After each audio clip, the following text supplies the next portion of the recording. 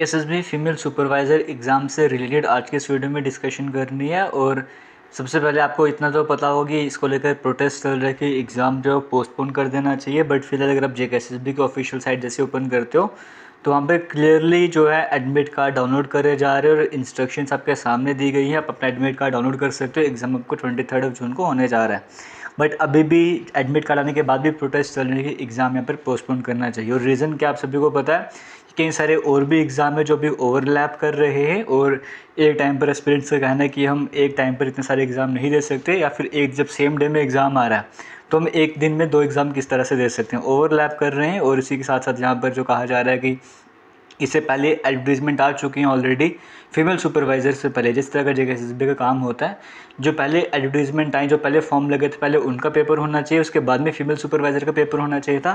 क्योंकि female supervisor का syllabus बिल्कुल डिफरेंट हो जाता है बाकी एग्जाम से। यहाँ पे 60 मार्क्स का स्पेशलाइजेशन आ जाता है। जो स्पेशलाइजेशन का आपको कवर करना पड़ता है वो बिल्कुल डिफरेंट सिलेबस रहता है। बाकी हम ये नहीं बोल सकते आप किसी और एग्जाम की तैयारी कर रहे हो तो इसकी अपने आप हो जाएगी, वैसे यहाँ पर नहीं कहा जा सकता। बिल्कुल डिफरेंट सिलेबस आपको यहाँ पर देखने को मिलता है।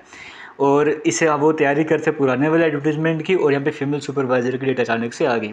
और एक और रीज़न यहाँ पर दिया जाता है, और भी कई तरह के रीज़न है। तीसरा मेन रीज़न ये दिया जाता है कि दिसंबर में पहले फॉर्म लगे थे, उसके बाद मार्च के मंथ में भी लगे थे। कुछ बच्चे जो मार्च के मंथ में एलिजिबल हुए जैसे, या फिर जिन्होंने मार्च के मंथ में अप्लाई करे इसके बारे में, तो उन्हें टाइम यहाँ पर कम मिला, इतना उन्होंने एक्सपेक्ट नहीं कर रहा था। इस तरह के कई सारे रीज़न सामने आ रहे हैं। बट फिलहाल रिक्वेस्ट के और प्रोटेस्ट के बाद भी यहाँ पर जो है वो जेकेएसएसबी का एग्ज़ाम 23 जून को होने जा रहा है।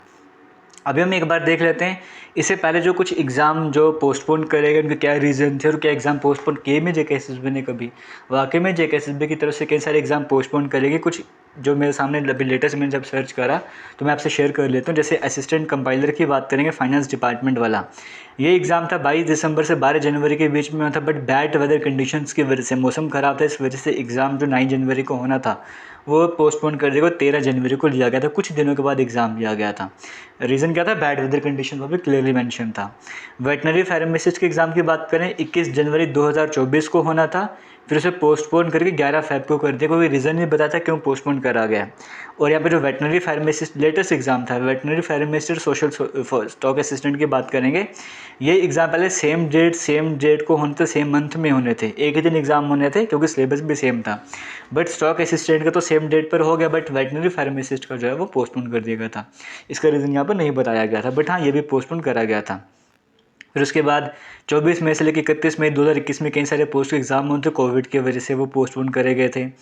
फिर ये कुछ एडवर्टीजमेंट है, एडवर्टीजमेंट नंबर 4, 5, 6, 7 ऑफ 2020, फिर 1, 2 ऑफ 2021। ये एडवर्टीजमेंट जो इनके एग्ज़ाम जो है 25 सितंबर 2021 से 1 अक्टूबर 2021 के बीच में होने थे।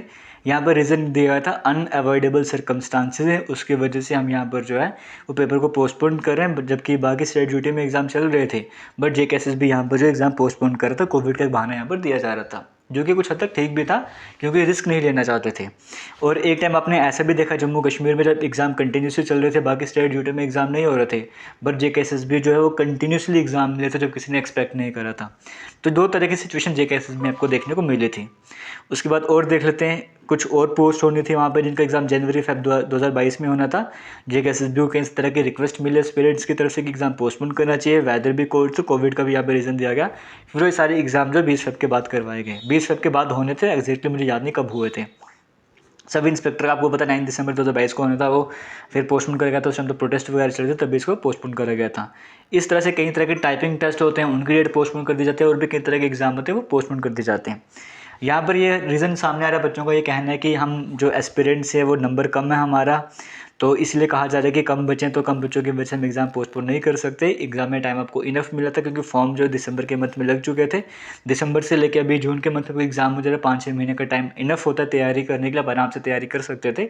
और अगर आपको जॉब करनी जेकेएसएसबी में तो आप जेकेएसएसबी के एग्ज़ाम की तरफ जाइए, बाकी एग्ज़ाम की तरफ मत जाइए। क्योंकि आपका जब आपको किसी एग्ज़ाम की प्रिपरेशन करिए तो आपको एक माइंड बनाना पड़ेगा आप कौन से एग्ज़ाम की तैयारी करनी है। मल्टीपल लोकेशंस पर आप ये नहीं बोल सकते कि मुझे मल्टीपल एग्ज़ाम की तैयारी करनी है, यहाँ भी वहाँ भी। इस तरह के रीज़न भी सामने आ रहे हैं कि एग्ज़ाम हम पोस्टपोन नहीं करेंगे। बट जो भी फिलहाल अभी तक अपडेट ये कि एग्ज़ाम पोस्टपोन नहीं हुआ है, एडमिट कार्ड डाउनलोड हो रहे हैं और एग्ज़ाम आपको 23 जून को होने जा रहे हैं। अभी देखिए यहाँ पर है क्या, जो सबसे आपको लास्ट की वीडियो में मैंने बताया था कि मैक्सिमम प्रॉब्लम का सोल्यूशन का एग्ज़ाम कैलेंडर आना चाहिए। अभी ये तो पता नहीं कि एग्ज़ाम तो फिलहाल 99.9% चांसेस कि एग्ज़ाम आपको 23 जून को होने ही जा रहा है। बट जो अपकमिंग वैकेंसीज आने वाले हैं, जेकेपीएसआई की, कांस्टेबल की वैकेंसीज, बाकी तरह की जो वैकेंसीज आने वाली हैं, उनका सिंपल सा सोल्यूशन आता है कि एग्ज़ाम कैलेंडर के साथ वो नोटिफिकेशन आना चाहिए, एग्ज़ाम कैलेंडर आना चाहिए। उससे क्या होगा, जो नोटिफिकेशन नंबर पहले आएगा उसका एग्ज़ाम भी पहले आएगा। ऐसा नहीं होगा आपका पहले आपने जेकेपी कांस्टेबल का फॉर्म अप्लाई कर दिया, अभी जेकेपी एसआई का अप्लाई कर दिया, पटवारी की पोस्ट अप्लाई कर दी, तो 3 महीने के बाद वैकेंसी निकलती है क्लास 4 वाली, और फिर उसी के 2 महीने बाद क्लास 4 का एग्ज़ाम हो जाएगा। उनका एग्ज़ाम हो गए, आप तैयारी कर रहे हो इनकी, और एग्ज़ाम हो गया क्लास 4 का। वैसा स्टूडेंट्स का नहीं होने वाला जैसा भी हो रहा था। और एक स्टूडेंट्स के पास एक प्रॉपर पैटर्न टाइम भी रहेगा, टाइम लिमिट रहेगी उनके पास कितना टाइम है तैयारी करने का, पहले से क्लैरिटी होगी कि हाँ इस मंथ में टेंटेटिव डेट बताएगी कि इस मंथ आपका एग्ज़ाम होने जा रहा है। तो फिर आपको डिसाइड कर लेना है पहले ही कि इस मंथ में मेरा ये जेकेएसएसबी का ये एग्ज़ाम होने जा रहा है, इसी मंथ में एसएससी का एग्ज़ाम भी हो सकता है, यूपीएससी का एग्ज़ाम भी हो सकता है। तो आप डिसाइड करके बैठोगे मुझे कौन से एग्ज़ाम की तैयारी करनी है। तो ये सब कुछ पहले अगर आपको प्रॉपर टाइमलाइन आपके सामने होगी तब तैयारी कर भी पाओगे। तो यहाँ पे कहना पड़ेगा कि जेकेएसएसबी को भी अपने एंड से एग्ज़ाम कैलेंडर जो है वो नोटिफाई करना पड़ेगा, जैसे पहले भी कई बार कहा गया कि प्रॉपर कैलेंडर के साथ एग्ज़ाम वगैरह हुआ करेंगे। सबसे बड़ी ज़रूरत जो अभी है वो एग्ज़ाम कैलेंडर की है। नोटिफिकेशन तो आने ही चाहिए, वो तो ज़रूरी है ही, बट एग्ज़ाम कैलेंडर का आना बड़ा ज़रूरी बन जाता है। और बाद में जो एस्पिरेंट्स होते हैं, कुछ एस्पिरेंट्स जो है वो फेवर में होते हैं कि एग्ज़ाम होना चाहिए, कुछ होता नहीं है, फिर कोर्ट में केस पहुंच जाते हैं, फिर वो जो है वो एक रिक्रूटमेंट को कंप्लीट होने में काफ़ी ज़्यादा टाइम लग जाता है। तो जो एग्ज़ाम कैलेंडर अगर आ जाता है proper time notification, exam calendar के अकॉर्डिंग काम होना स्टार्ट हो जाएगा, तो मैक्सिमम प्रॉब्लम यहाँ पे सॉल्व हो जाएंगी। तो फिलहाल वीडियो को एंड करेंगे।